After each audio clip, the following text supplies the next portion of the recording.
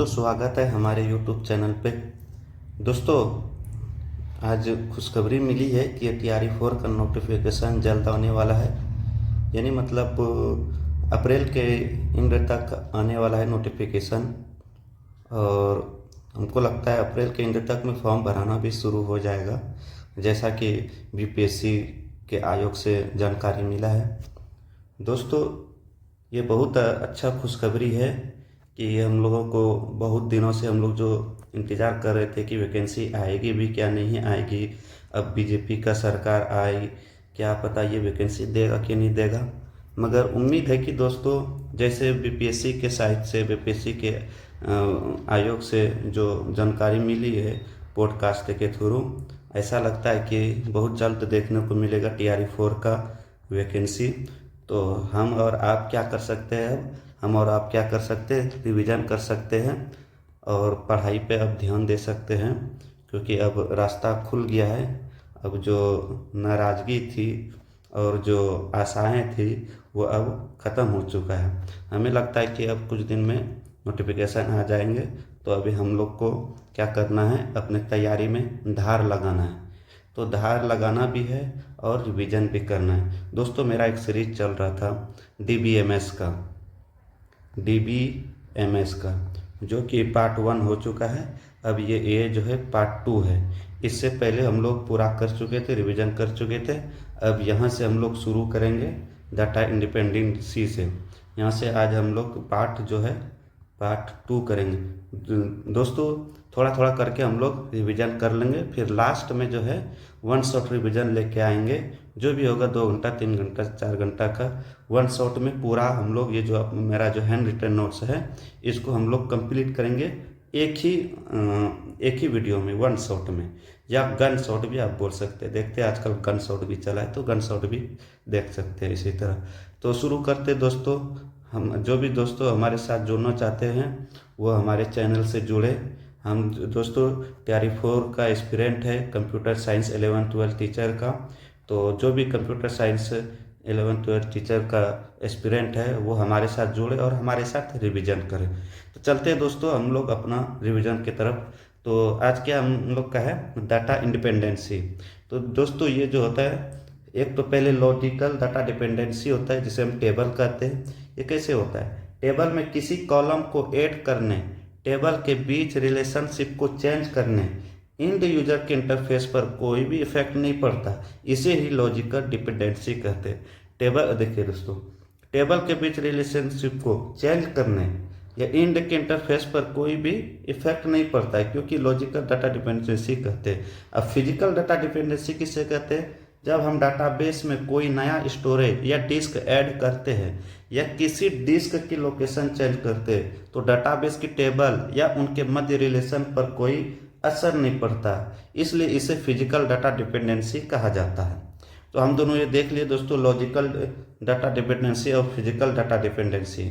अब रिप्रेजेंटेशन देखते हैं। रिप्रेजेंटेशन ये हायरार्की ऑफ डाटा दोस्तों। पहले तो बिट होता है। बिट क्या है, smallest unit to representation the data, जिसे हम 0 और 1 कहते हैं। और दूसरा क्या है, कैरेक्टर, कलेक्शन ऑफ बिट्स, जिसे हम बाइट कहते हैं। तीसरा क्या है, फील्ड, कलेक्शन ऑफ कैरेक्टर्स, जैसे हसनैन है, मेरा नाम हसनैन आलम है, हसनैन आलम। अब इसमें हम कैसे लिख सकते हैं, हु हसनैन आलम। वैसे ही रिकॉर्ड क्या है, कलेक्शन ऑफ फाइल। अब फाइल क्या है, कलेक्शन ऑफ रिकॉर्ड। अब रिकॉर्ड क्या है, जैसे डाटाबेस क्या है, collection of file, table related with each other, इससे रिलेटेड जो भी है वो डाटाबेस कहलाता है। ये देखिए दोस्तों, ये स्कीमा नहीं है। जैसे ये फील्ड, इसको एक कॉलम है, ये जो जितने भी है दोस्तों, ये ऐसे ये कॉलम है, इसे ही हम एट्रीब्यूट कहते हैं, इसे हम डोमेन भी कहते हैं। ये बहुत बार पूछा गया, कॉलम को किस नाम से जाना जाता है, एट्रीब्यूट, डोमेन, ये पूछा गया है, स्टेट में भी पूछा गया है। और फील्ड वैल्यू क्या है दोस्तों, 101। फील्ड वैल्यू क्या है, 101। ये जो है दोस्तों फील्ड वैल्यू है, और ये जो है ये फील्ड है। इसी तरह ये जो है दोस्तों ये रिकॉर्ड है, रिकॉर्ड 1 है, रिकॉर्ड 2 है, रिकॉर्ड 3 है। और इसे ये जो जितना भी रॉ है दोस्तों, इसको हम रॉ कहते हैं या टपल कहते हैं, रॉ या टपल कहते हैं। ये पूरा क्या है, फाइल टेबल है। अब डाटा मॉडल्स क्या है दोस्तों, डाटा को रिप्रेजेंट करने के लिए प्रयोग में लिए जाने वाले स्ट्रक्चर को डाटा मॉडल कहते हैं। इसका क्या प्रकार है, ये hierarchical data model, network data model, relational data model, ER data model, object oriented data model, document data model और की वैल्यू डाटा मॉडल। ये हायरार्किकल डाटा मॉडल क्या है दोस्तों, डेवलप बाय आईबीएम। ये जो है 1968 को डेवलप किया गया था। ये टॉप टू डाउन अप्रोच है दोस्तों, टॉप टू डाउन अप्रोच को ही हायरार्किकल डाटा मॉडल कहा जाता है दोस्तों, ये याद रखना। टॉप टू डाउन को क्या कहा जाता है, हायरार्किकल डाटा मॉडल कहा जाता है। डेवलप फॉर आईएमएस, इसका क्या होता है full form, information management system. अब क्या है दोस्तों, इसमें parents child one two many relation बनता है, इसलिए इसे ट्री डाटा मॉडल भी कहते हैं। इस मॉडल में किसी पेरेंट्स का एक चाइल्ड दूसरे चाइल्ड की इंफॉर्मेशन को नहीं देख सकता, इसलिए इसे सिंगल पेरेंट्स मॉडल भी कहते हैं। इसके प्रत्येक रिकॉर्ड को नोड या सेगमेंट कहा जाता है दोस्तों। इसके प्रत्येक रिकॉर्ड को क्या कहा जाता है, नोड या सेगमेंट कहा जाता है। जैसे ये देखो, ये फाइनेंस है, इसे ही नोड या सेगमेंट कहा जाता है। जैसे कलर का, इसे ही नोड या सेगमेंट कहा जाता है। तो यहाँ देखते हैं दोस्तों क्या है, जैसे कॉलेज है, कॉलेज में देखिए फाइनेंस भी होता है, एक एडमिन भी होता है और एग्जाम भी होता है, ये डिपार्टमेंट। जैसे फाइनेंस में क्या आएगा, जैसे कलर का आ जाएगा, इसमें मैनेजर आ जाएगा, और एडमिन में क्या हो जाएगा, फैसिलिटी आ जाएगा, फैकल्टी आ जाएगा और प्रिंसिपल आ जाएगा। एग्जाम दोस्तों, एग्जाम का क्या है, जैसे हेड हो जाएगा कोई भी एग्जाम हेड या एग्जाम कंट्रोलर हो जाएगा। ये इसी को ही हम क्या कहते हैं, टॉप डाउन अप्रोच, जिसे हम हायरार्किकल कहते हैं। मेरे हिसाब से आप समझ गए होंगे टॉप डाउन अप्रोच क्या है, इसी को टॉप डाउन अप्रोच कहा जाता है। कॉलेज से लेकर यहाँ कंट्रोलर तक, इस यहाँ तक जनरेशन को हायरार्किकल टॉप डाउन अप्रोच कहा जाता है। अब नेटवर्क डाटा मॉडल क्या है दोस्तों, ये दूसरा है network data model. Network data model क्या है, हायरार्किकल डाटा मॉडल का एक्सटेंशन है। ये क्या है, नेटवर्क जो है हायरार्किकल डाटा मॉडल का एक्सटेंशन है। जैसे पेरेंट हुआ, चाइल्ड रिलेशनशिप, इसमें एक चाइल्ड के मल्टीपल पेरेंट हो सकते हैं। इस डेटा मॉडल में रिलेशनशिप को रिप्रेजेंट करने के लिए ग्राफ डाटा स्ट्रक्चर का प्रयोग किया जाता है। समझ गए दोस्तों, इस डाटा मॉडल को रिलेशनशिप को रिप्रेजेंट करने के लिए किसका यूज किया जाता है, ग्राफ डाटा स्ट्रक्चर का यूज किया जाता है। इसमें क्या होता है, मेनी टू मेनी रिलेशनशिप होता है नेटवर्क डाटा मॉडल में। इसमें डाटा एलिमेंट को नोड तथा रिलेशनशिप को एज द्वारा रिप्रेजेंट किया जाता है। इसमें डाटा एलिमेंट को नोड तथा रिलेशनशिप को एज द्वारा रिप्रेजेंट किया जाता है। अब देखते हैं कोर्स दोस्तों, कोर्स क्या है, डाटा स्ट्रक्चर है, और डीबीएमएस भी है, नेटवर्किंग भी है और पाइथन भी है। और ये जो कोर्स है दोस्तों, ये डीबीएमएस भी है, डाटा स्ट्रक्चर है, मगर इसको हम पढ़ा दो, जैसे हसनैन है, इसको हम पढ़ा सकते हैं, डीबीएमएस को, डाटा स्ट्रक्चर को, नेटवर्किंग को भी। जैसे कोई मुजाहिद है, ये मेरा दोस्त है, ये पाइथन भी पढ़ा सकता है और डीबीएमएस भी पढ़ा सकता है। तो इसीलिए मेन टू मेनी इसे कहा जाता है, मेन टू मेनी रिलेशनशिप कहा जाता है।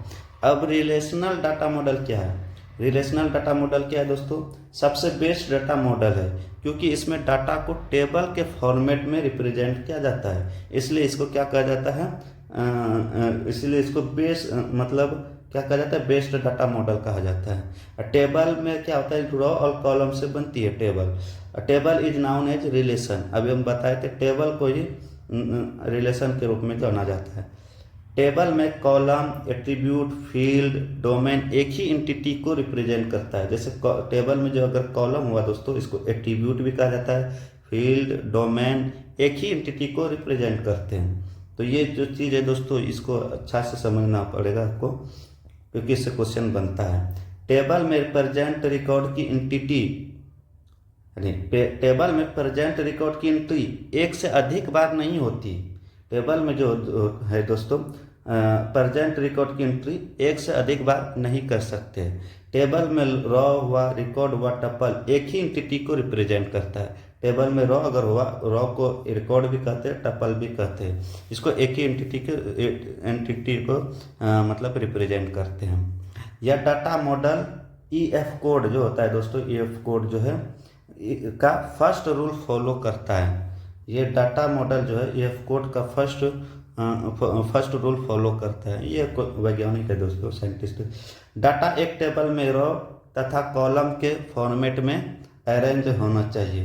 ईएफ कोड जो है दोस्तों, इसका थ्योरी भी है, 12 थ्योरी इसका है। डाटा एक टेबल में रो तथा कॉलम के फॉर्मेट में अरेंज होना चाहिए। ईएफ कोड ने 12 रूल्स दिए, यहाँ देखो है ना दोस्तों, ईएफ कोड ने 12 रूल्स दिए हैं। अब चलते हैं दोस्तों इधर, यहाँ से देखते, जैसे देखते तो ये स्टूडेंट टेबल है। ये क्या है दोस्तों, ये रिलेशन है। स्टूडेंट टेबल जैसे ये रिलेशन है, और ये जो है दोस्तों अभी हम बताए थे, ये कॉलम है, इसी को हम डोमेन या एट्रीब्यूट कहते हैं। और ये जितना भी है दोस्तों, ये क्या है, ये रो होता है, टपल होता है और रिकॉर्ड होता है। जैसे आईडी है 1001 1002, ये आईडी हो गया, ये नेम हो गया, ये क्लास हो गया, या फॉर्म हो गया। इस चीज़ को क्या कहते हैं दोस्तों हम लोग, स्कीमा कहते हैं। इस चीज़ को क्या कहते हैं हम लोग, स्कीमा कहते हैं। एसक्यूएल के अंदर इस चीज़ को स्कीमा कहते हैं दोस्तों। यह डाटा मॉडल जो दोस्तों, यह डाटा मॉडल में क्या कहा गया, एंटिटी रिलेशनशिप मॉडल। एंटिटी क्या है, an object that have physical appearance and और exist physically is called entity. Entity कहलाता है दोस्तों। जैसे स्टूडेंट टेबल में roll number, name, father name और मदर नेम, ये पूरा क्या हुआ दोस्तों, एंटिटी सेट हुआ। और अगर किसी बीच का हम देख ले, जैसे फादर नेम है, ये क्या हुआ, एंटिटी हुआ। इसी को यही कहा गया, an object that have physical appearance और exist physical is called entity.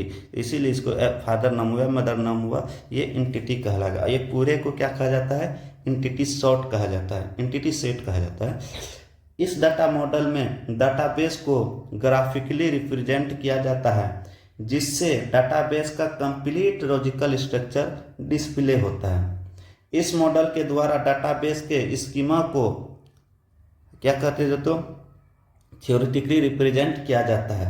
Logically represent of data is called schema. Logically represent of data is called क्या है दोस्तों, स्कीमा कहा जाता है। RDMS relational database management system में यह एक टेबल, स्टूडेंट हुआ, आईडी हुआ, नेम हुआ, क्लास हुआ, फॉर्म हुआ, ये क्या हो गया दोस्तों, जैसे स्टूडेंट हुआ, ये रिलेशन हुआ, आईडी हुआ, नेम हुआ, क्लास हुआ, फॉर्म हुआ, ये दोस्तों क्या है, ये स्कीमा हुआ। अब इसके नीचे में 101, अब नाम किसी का आज का जाएगा, क्लास आ जाएगा 11th 12th जो भी है, फिर फोन नंबर इसका आ जाएगा, इसके नीचे जो भी आएगा। मगर ये जो हुआ दोस्तों, इसको स्कीमा कहा जाता है। एसक्यूएल और एकल जिसमें भी है, ये स्कीमा कहा जाता है डीबीएमएस में।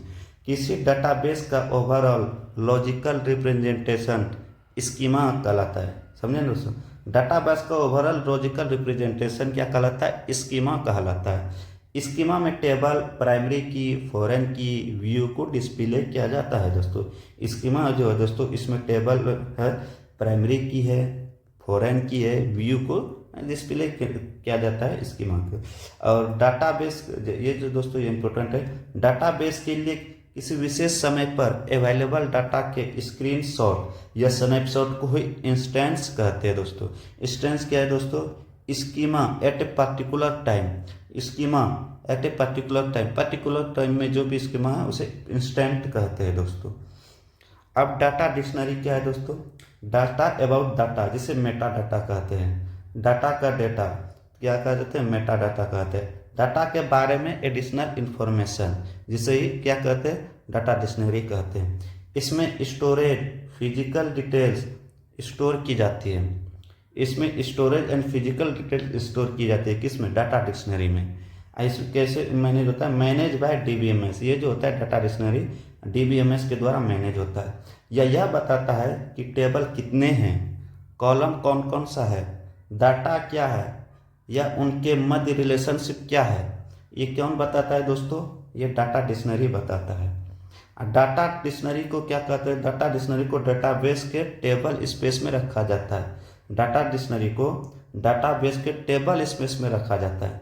अब इसका देखते हैं नोट्स। जहाँ सारी टेबल स्टोर होती है, टेबल स्पेस क्या है, जहाँ सारी टेबल स्टोर होती है। डाटाबेस का इंटरनल स्टोरेज को ही टेबल स्पेस कहा जाता है। रिलेशन क्या है दोस्तों, टू एंटिटी के मध्य कनेक्शन। रिलेशन क्या है, टू एंटिटी के मध्य कनेक्शन को ही रिलेशन कहा जाता है दोस्तों। ये भी अभी हम लोग समझेंगे डायग्राम के थ्रू, रिलेशन क्या होता है, एट्रीब्यूट क्या होता है। एट्रीब्यूट क्या है दोस्तों, किसी एंटिटी के कैरेक्टरिस्टिक, मतलब किसी एंटिटी की विशेषता है। अब दोस्तों मेन चीज़ क्या है दोस्तों, symbol used in ER data model. ER data model में जो सिंबल होता है दोस्तों, उसको किस किस नाम से जाना जाता है, कैसे जाना जाता है, उसका सिंबल किस प्रकार होता है, ये वर्क क्या है इसका। तो पहले हम देखते हैं सीरियल नंबर 1 से। नाम है, सिंबल है, ये वर्क है। पहला है 1 रेक्टेंगल। ये जो है दोस्तों रेक्टेंगल है। रेक्टेंगल का वर्क क्या है या इसका नाम क्या है, एंटिटी है दोस्तों। इसे एंटिटी होता है। एंटिटी को हम कहीं पे भी हमको वो करना है, तो एंटिटी डिफाइन करना है, तो हमको इस तरह का रेक्टेंगल डाल देना, वो एंटिटी में डिफाइन हो जाएगा। इलिप्स क्या है दोस्तों, इसको हम ऐसे, ये इलिप्स हुआ, इसको हम एट्रीब्यूट कहते हैं दोस्तों। इलिप्स को क्या कहते हैं, एट्रीब्यूट कहते हैं।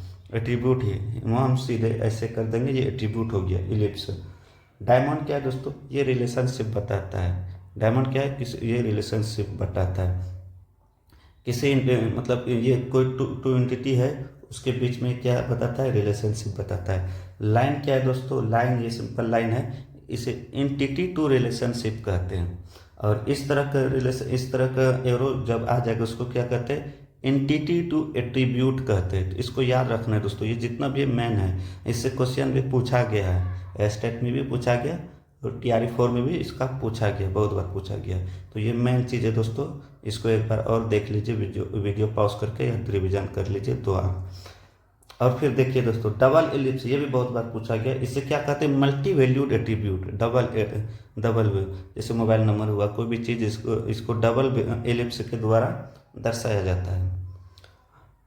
अब ये डैश्ड एलिप्स क्या है, जैसे डैश्ड एलिप्स क्या है, इसको ड्राइव्ड एट्रीब्यूट कहते हैं। जैसे एज हुआ, कुछ भी हुआ जो कि चेंज होते रहता है, इसे क्या कहते हैं, ड्राइव एट्रीब्यूट कहते हैं। डबल रेक्टेंगल क्या है दोस्तों, डबल रेक्टेंगल क्या है, वीक एंटिटी। ये वीक एंटिटी को बताता है, मतलब ये डबल रेक्टेंगल जो है वीक एंटिटी को बताता है। ये क्वेश्चन पूछा गया है, इसीलिए मैं जोर दे रहा हूँ यहाँ पे। इलिप्स विथ लाइन क्या है दोस्तों, ये इलिप्स है, ये इलिप्स है विथ लाइन क्या है दोस्तों, ये की एट्रीब्यूट है दोस्तों। इसको की एट्रीब्यूट के नाम से जाना जाता है।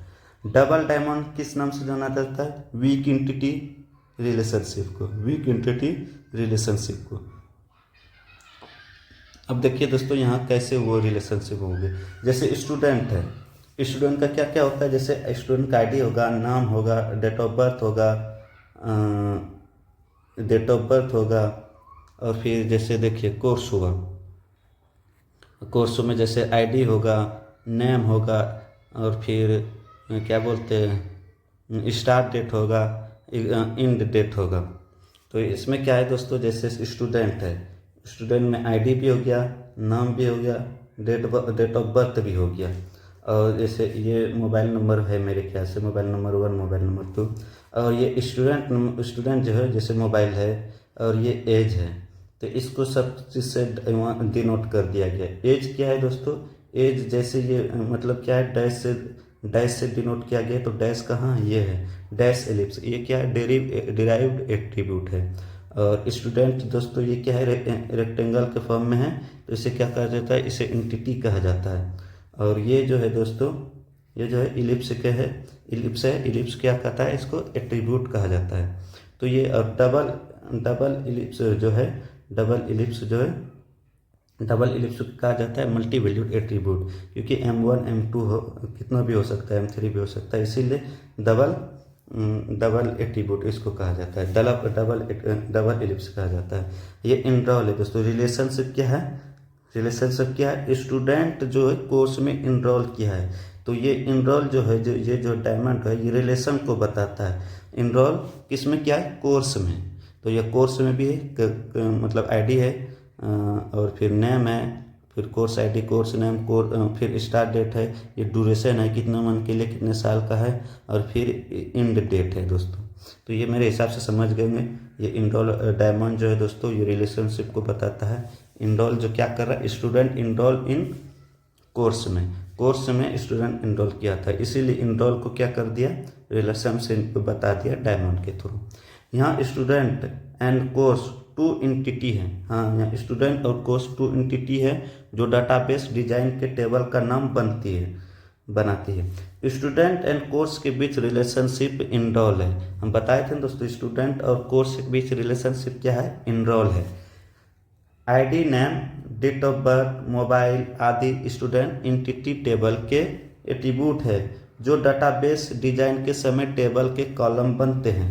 तो ये जो दोस्तों आईडी है, आईडी हुआ, नेम हुआ, डेट ऑफ बर्थ हुआ, मोबाइल हुआ, ये सब क्या है दोस्तों, स्टूडेंट एंटिटी है जो कि डाटाबेस डिजाइन करने के समय कॉलम बनते हैं। मोबाइल एक मल्टी वैल्यूड एट्रीब्यूट है क्योंकि डाटाबेस डिजाइन के समय टेबल में इसके एक से अधिक कॉलम का यूज करके बनाया जाता है, इसलिए इसे मल्टी वैल्यूड कहा जाता है। डबल एलिप्सिस से क्या कहते हैं, इसको मल्टी वैल्यूड कहते हैं। ड्राइव एट्रीब्यूट डाटाबेस डिजाइन के समय टेबल के कॉलम नहीं बनता, इसीलिए इसको ड्राइव एट्रीब्यूट कहते हैं। जैसे एज हुआ, ये ड्राइव एट्रीब्यूट हुआ। ऐसे एंटिटी जो खुद के एट्रीब्यूट द्वारा यूनिकली आइडेंटिफाई नहीं की जा सकती उसे वीक एंटिटी कहते हैं दोस्तों। अब यहाँ दोस्तों टाइप्स ऑफ एट्रीब्यूट क्या क्या है, सिंगल और मल्टीब्यूट एट्रीब्यूट है। अब सिंगल एंड मल्टीब्यूट एट्रीब्यूट क्या है, ऐसा एट्रीब्यूट जो सिंगल वैल्यू कैरी करता है उसे सिंगल वैल्यू एट्रीब्यूट कहा जाता है। जैसे रोल नंबर हुआ दोस्तों। ऐसा एट्रीब्यूट जो मल्टी वैल्यूड कैरी करता है उसे मल्टी वैल्यूड एट्रीब्यूट कहा जाता है, जैसे मोबाइल। अब इसे सिंगल कैसे कहा गया, जैसे रोल नंबर यूनिक होता है और एक ही होता है दोस्तों, इसीलिए सिंगल एट्रीब्यूट इसको कहा जाता है, सिंगल वैल्यू एट्रीब्यूट कहा जाता है। मोबाइल नंबर है दोस्तों, मोबाइल 2 भी हो सकता है, 3 भी हो सकता है, इसलिए इसको क्या कहा जाता है, मल्टी वैल्यूड कहा जाता है। सिंपल एंड कंपोजिट वैल्यू क्या है दोस्तों, ऐसा एट्रीब्यूट जो सिंगल वैल्यू कैरी करता है उसे सिंपल एट्रीब्यूट कहते हैं। जैसे रजिस्टर नंबर, ये क्या है दोस्तों, सिंगल वैल्यू है, ये एक ही हो सकता है, दूसरा नहीं हो सकता है। जो मतलब रजिस्ट्रेशन नंबर एक ही होगा, किसी दूसरे का नहीं मतलब मैच नहीं खाएगा, इसलिए इसको सिंगल वैल्यू कैरी मतलब सिंपल एट्रीब्यूट कहते हैं। आईडी हुआ, रजिस्ट्रेशन नंबर हुआ, ये सब क्या होता है, सिंगल और यूनिक भी होता है। ऐसा एट्रीब्यूट जो मल्टीपल वैल्यू से मिलकर बनता है उसे कंपोजिट एट्रीब्यूट कहते हैं। जैसे नेम हुआ दोस्तों, ये मल्टी वैल्यू कैसे है, जैसे फर्स्ट नेम हुआ, मिडिल नेम हुआ, सर नेम हुआ, इसीलिए मल्टीपल वैल्यू से मिलकर बनता है, इसीलिए इसे क्या कहा जाता है, कंपोजिट एट्रीब्यूट कहा जाते हैं। अब स्टोर एंड ड्राइव एट्रीब्यूट क्या है दोस्तों, ये हम देख लेते हैं। ऐसा एट्रीब्यूट जो टेबल में दिया जाता है उसे स्टोर एट्रीब्यूट कहा जाता है। क्या, ऐसा एट्रीब्यूट जो टेबल में दिया जाता है उसे स्टोर एट्रीब्यूट कहा जाता है। और जबकि ऐसा एट्रीब्यूट जिसे टेबल के मल्टी वैल्यूड एट्रीब्यूट का प्रयोग करके, समझे ना, मल्टीपल एट्रीब्यूट का प्रयोग करके याद किया जाता है उसे क्या कहा जाता है, ड्राइव एट्रीब्यूट कहा जाता है। Drive attribute is not a part of the table. Drive attribute जो है दोस्तों, वो हम पहले भी बताए थे, ये टेबल का पार्ट नहीं है क्योंकि ये डॉट के फॉर्म में रहता है, इसको क्रिएट नहीं किया जाता है। जैसे आईडी हुआ, नेम हुआ, date of birth. Date of birth क्या हुआ दोस्तों, स्टोर एट्रीब्यूट, सिंगल या सिंपल एट्रीब्यूट कहते हैं इसको। मगर एज जो है दोस्तों ड्राइव एट्रीब्यूट है दोस्तों। अब की एंड नन की एट्रीब्यूट क्या है दोस्तों, ऐसा एट्रीब्यूट जिसका प्रयोग करके टेबल के रिकॉर्ड को यूनिकली आइडेंटिफाई किया जाता है उसे की एट्रीब्यूट कहते हैं। जैसे दोस्तों रोल नंबर दोस्तों यूनिक होता है, इसीलिए यहाँ का ऐसा एट्रीब्यूट जिसका प्रयोग टेबल के रिकॉर्ड को यूनिकली आइडेंटिफाई करने के लिए किया जाता है। ये यूनिकली आइडेंटिफाई होता है क्योंकि ये जो होगा, जैसे 1001 है, ये एक ही आदमी का होगा, ये फिर दोबारा कहीं नहीं होगा, इसीलिए यूनिकली आइडेंटिफाई इसको कहते हैं, ये यूनिक रहता है।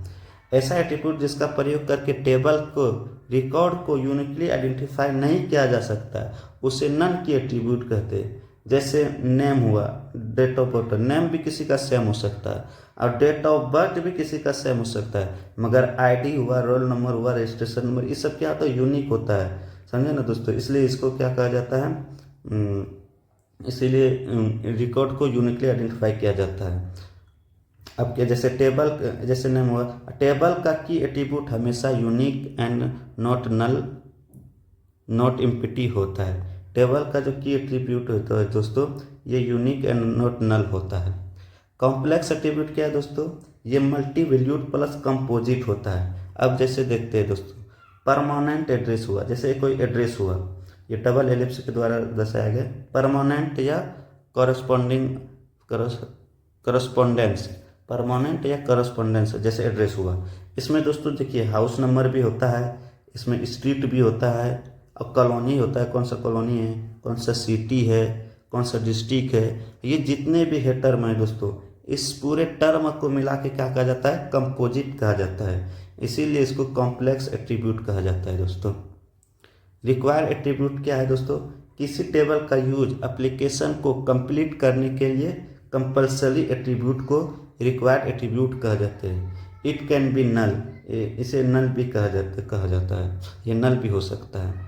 ऑप्टिमल एट्रीब्यूट क्या है दोस्तों, ऐसा एट्रीब्यूट जिससे फिल करना यूजर पर निर्भर करता है, क्योंकि इसके होने या ना होने से डाटाबेस पर कोई इफेक्ट नहीं पड़ता है, इसीलिए ऑप्टिमल एट्रीब्यूट कहते हैं। ऐसा एट्रीब्यूट जिससे फिल करना यूजर पर निर्भर करता है, क्योंकि इसके होने या ना होने से डाटाबेस पर क्या होता है, कोई इफेक्ट नहीं पड़ता है। ये ऑब्जेक्ट ओरिएंटेड डाटाबेस क्या है दोस्तों, इस डाटा मॉडल में डाटा हुआ या इंफॉर्मेशन को ऑब्जेक्ट के रूप में स्टोर किया जाता है। क्या ऑब्जेक्ट ओरिएंटेड डाटाबेस में क्या है दोस्तों, इस डाटा मॉडल में डाटा या इंफॉर्मेशन को ऑब्जेक्ट के रूप में क्या कहा जाता है, स्टोर किया जाता है। ये ऑब्जेक्ट इंस्टेंट वेरिएबल में वैल्यू को स्टोर करते हैं। यह ऑब्जेक्ट तो दोस्तों इंस्टेंट वेरिएबल में वैल्यू को स्टोर करते हैं। यह हाई लेवल लैंग्वेज में यूज किया जाता है। ऑब्जेक्ट ओरिएंटेड डाटा मॉड्यूल जो दोस्तों मॉडल है, ये हाई लेवल लैंग्वेज में यूज किया जाता है। Complex data type and inheritance को सपोर्ट करता है। ये जो ऑब्जेक्ट ओरिएंटेड डाटा मॉडल है दोस्तों, कॉम्प्लेक्स डाटा टाइप और इनहेरिटेंस को सपोर्ट करता है। ये क्या है दोस्तों, डॉक्यूमेंट डाटा मॉडल, ये super set of other data model है दोस्तों। ये अदर डाटा मॉडल का क्या है, सुपर सेट है। नो एसक्यूएल में यूज किया जाता है। ये जो दोस्तों नो एसक्यूएल में यूज किया जाता है, एसक्यूएल में नो एसक्यूएल में यूज किया जाता है, एसक्यूएल में नहीं, नो एसक्यूएल में यूज किया जाता है। जैसे प्रोग्रामिंग लैंग्वेज में ऑब्जेक्ट के मैप में यूज हो जाता है। डॉक्यूमेंट्स डाटा जो दोस्तों प्रोग्रामिंग लैंग्वेज जो होता है, उसमें ऑब्जेक्ट को मैप करने में यूज किया हो जाता है दोस्तों आज यहीं पे रखते हैं। अगला जो है दोस्तों की वैल्यू डाटा मॉड्यूल पढ़ेंगे दोस्तों। अगला टॉपिक जो पार्ट 3 जो होगा, ये की वैल्यू डाटा मॉडल से हम लोग स्टार्ट करेंगे दोस्तों जो भी TRE 4 का तैयारी कर रहे हो वो हमारे साथ जुड़े, हमारे चैनल से के साथ जुड़े और हमारे साथ रिवीजन करें दोस्तों। हम मिल के रिवीजन करेंगे दोस्तों। डाटा स्ट्रक्चर भी हो गया दोस्तों, DSA भी मेरा फुल रिवीजन हो गया है दोस्तों, और अब मेरा DBMS चल रहा है, इसको भी हम लोग को रिवीजन करना है। ये थोड़ा बड़ा है दोस्तों, और कुछ दिन में ये भी हो जाएगा, क्योंकि बहुत सारा चीज़ अभी तक वो करना है, रिवीजन करना है। अभी ये हुआ है, और अभी क्या है दोस्तों, अभी बहुत सारा टॉपिक है, जैसे डिजिटल इलेक्ट्रॉनिक्स है, डाटा स्ट्रक्चर तो हो ही गया, और फिर मल्टीमीडिया बहुत सारा है जो मेरे पास ऑलरेडी है दोस्तों। ये देखिए मैं आपको दिखाता हूँ। ये देखिए DBMS तैयारी की, नेटवर्किंग है, AI/ML है, ई-कॉमर्स है, डिजिटल इलेक्ट्रॉनिक्स है, मल्टी वैल्यूड है, सॉफ्टवेयर इंजीनियर है, IoT है, डाटा स्ट्रक्चर है, ऑपरेटिंग सिस्टम है, कंप्यूटर ऑर्गेनाइजेशन एंड आर्किटेक्चर है दोस्तों। ये हो गया दोस्तों। इसके साथ ये करने के बाद हम नेटवर्किंग शुरू करेंगे दोस्तों। DBMS के बाद हम नेटवर्किंग शुरू करेंगे दोस्तों। एक मिनट दोस्तों, क्लिक हो गया है, इसको शुरू करेंगे दोस्तों DBMS के बाद। ये सारा मेरे पास है दोस्तों। आप लोग खाली मेरे साथ बने रहिए और मुझे सपोर्ट कीजिए। हम सारा टॉपिक इसी तरह रिवीजन करेंगे। ये सारा मतलब नोट्स मेरे पास पड़ा हुआ है दोस्तों, हम बनाए हैं TRE 4 से, क्या बोलते हैं, एस्टेट से ही। तो एस्टेट हम 2025 में क्लियर किए हैं, तो उसी टाइम से हम नोट्स बनाना शुरू कर दिए हैं, और मेरे पास सारा नोट्स अवेलेबल है दोस्तों। ये सारा नोट्स है। फिर चलेंगे INM पे, फिर चलेंगे इंडियन जियोग्राफी पे, फिर होगा तो साइंस में भी चलेंगे दोस्तों। ठीक है ना दोस्तों, हमारे साथ जुड़े रहे और हमारे साथ रिवीजन करें। थैंक यू दोस्तों, अगले पार्ट में मिलते हैं।